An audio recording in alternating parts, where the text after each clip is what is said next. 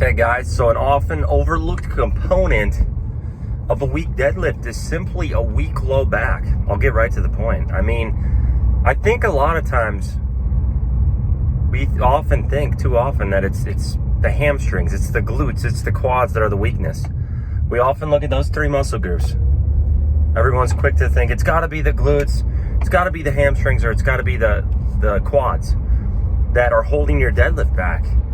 When in fact, I think that's often not the case. I think a lot of times it's just the low back is weak. Your low back is too weak, and that is the problem. That's what's the bottleneck in your deadlift.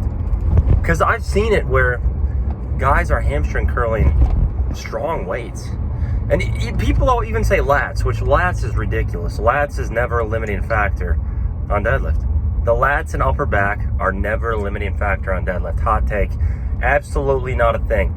I don't do any upper back training, any specific upper back training, and my deadlift progresses just fine. I think the whole thing about the upper back and training it, targeting it, is one of the most overrated ideas on earth. If anything, training upper back for bench makes a little more sense.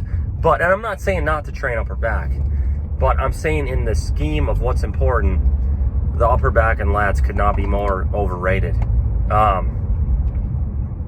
You can get your upper back and lats super strong and your deadlift doesn't even go up.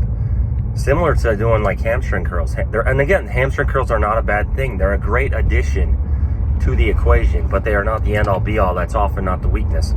So the low back is often what is holding you back. That's why you're not getting enough speed off the floor. That's why you're not lifting heavier weight, period. So we really got to look at something like beltless deadlifts. A lot of beltless deadlifts are good. Deadlifts with the controlled negatives like I've been doing are really good. Back raises, back extensions, 45-degree back extensions that I often talk about are tremendous for developing the low back. Those are, and good mornings. Good mornings are another one. Whether you use a straight bar or a safety bar, that is another excellent exercise to have in the equation for the low back.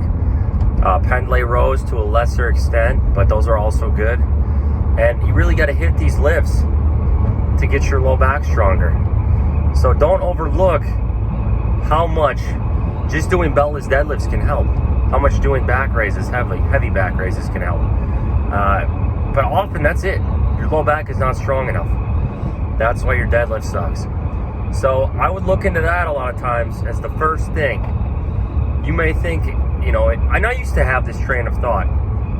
I used to think there's no way the low back is the weak link for anyone. But now I've literally reversed my position, and I think it's the low back the majority of the time. So, because I've trained enough people over the years, doing this for 10 years, I've trained, hundreds of people, including myself, and I've seen it time and time again where we'll target the lats, we'll target the hamstrings, we'll target the glutes, and the results just don't show up. But then, heavily targeting the low back, we see gains like crazy. It's unbelievable the difference. So I would definitely look into that first and foremost. Roll with it. See if you see how you progress targeting the low back for a little while.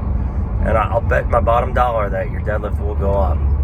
So if you guys like the video, give it a thumbs up, comment, subscribe. I'm gonna keep changing it up with the channel.